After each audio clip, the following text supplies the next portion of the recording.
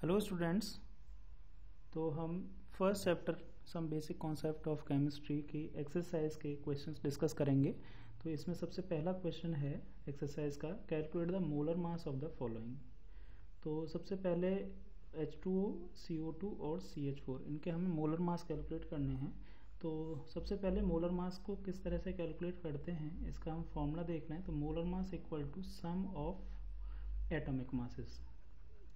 अगर कोई मॉलिक्यूल दे रखा है और उसमें हमें उसका मोलर मास कैलकुलेट करना है तो हमें उसमें जितने भी एटम्स हैं उन सभी एटम्स के एटॉमिक मास का सम करना होगा। जैसे फर्स्ट इसमें है H2O। तो H2O में हाइड्रोजन की 2 एटम है और ऑक्सीजन का 1 एटम है। तो इसका मोलर मास हम इस तरह से लिख सकते हैं, 2 हाइड्रोजन है और हाइड्रोजन के 1 एटम का मास होता है 1, तो 2 इंटू 1 किया, प्लस ऑक्सीजन का यहाँ पे 1 एटम है और एटॉमिक मास ऑक्सीजन का होता है 16। इसको अगर आप कैलकुलेट करेंगे तो 18 आएगा, 18, और इसकी मोलर मास की यूनिट होती है ग्राम पर मोल। तो ये H2O का मोलर मास हो जाएगा। इसी तरह से CO2, सेकंड जो क्वेश्चन पूछा है इसमें CO2 का मोलर मास।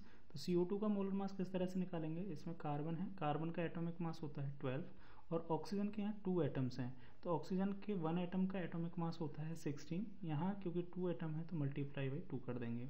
इसको जब आप कैलकुलेट करेंगे तो इसका आंसर आएगा 44 ग्राम पर मोल, मोलर मास की यूनिट हुई। सिमिलरली CH4 का अगर मोलर मास निकालना है तो इसमें कार्बन है और 4 हाइड्रोजन है। तो कार्बन का एटॉमिक मास होता है 12 प्लस यहाँ पे 4 हाइड्रोजन है, हाइड्रोजन के एटॉमिक मास होता है 1, क्योंकि 4 हाइड्रोजन है तो मल्टीप्लाई बाई 4 कर देंगे। इसको आप कैलकुलेट करेंगे तो कैलकुलेट करने पे इसका आएगा 16 ग्राम पर मोल। नेक्स्ट क्वेश्चन है question number 1.2, calculate the mass percent of different element present in sodium sulphate. Mass percent हमें निकालना है, मास परसेंट, इसको आप परसेंटेज वेट बाई वेट ऐसे भी लिख देते हो, ठीक है। तो इसमें जितने भी एलिमेंट्स हैं Na2SO4 sodium sulphate, sodium sulphate में आप देखें Na2SO4, तो इसमें कौन कौन से एलिमेंट प्रेजेंट हैं, यहाँ पे 3 एलिमेंट्स प्रेजेंट हैं। एक तो सोडियम है, सेकंड यहाँ पे सल्फर है और थर्ड यहाँ पे ऑक्सीजन है। यहाँ 3 टाइप के एलिमेंट प्रेजेंट हैं और क्वेश्चन में सभी एलिमेंट का एटॉमिक परसेंटेज मास पूछ रखा है। तो इसके लिए आपको क्या रिक्वायरमेंट है कि इस सोडियम सल्फेट में जितने भी एलिमेंट्स हैं उन सभी एलिमेंट का कंट्रीब्यूशन क्या रहेगा। देखिए सोडियम के यहाँ पे 2 एटम हैं और 2 एटम की वजह से सोडियम का एटॉमिक मास होता है 23। तो 2 एटम की वजह से सोडियम का कंट्रीब्यूशन इसके मॉलिक्यूलर मास में 46 रहेगा। सल्फर का यहाँ पे 1 एटम है और सल्फर का एटॉमिक मास होता है 32, तो सल्फर का कंट्रीब्यूशन 32 रहेगा। सिमिलरली ऑक्सीजन के यहाँ 4 एटम हैं, तो 4 एटम इंटू ऑक्सीजन का एटॉमिक मास होता है 16, तो 16 4 जा 64, तो 64 इसका कंट्रीब्यूशन रहेगा। अगर बात करें molecular mass of sodium sulphate, sodium sulphate के मॉलिक्यूलर मास की अगर बात करेंगे तो सोडियम सल्फेट का मॉलिक्यूलर मास इन सभी का समेशन हो जाएगा, सम हो जाएगा। तो यहाँ इन सभी का सम करें तो हम यहाँ 6 + 4 10 + 2 12 और यहाँ पे 5 and 3 8 and 6 14।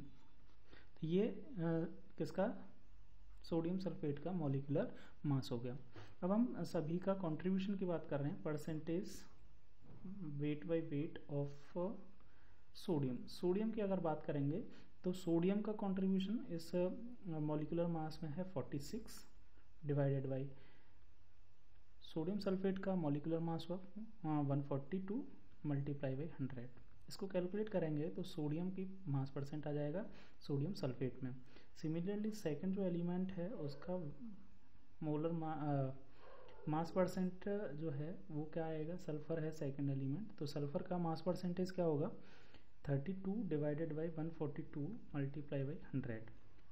सिमिलरली ऑक्सीजन का मास परसेंट भी हम यहाँ पे निकाल सकते हैं ऑफ ऑक्सीजन, तो वो कितना होगा 64 डिवाइडेड बाई 142 इंटू 100। तो यहाँ से हम इनको कैलकुलेट करके इन सभी के मास परसेंटेज कैलकुलेट कर सकते हैं।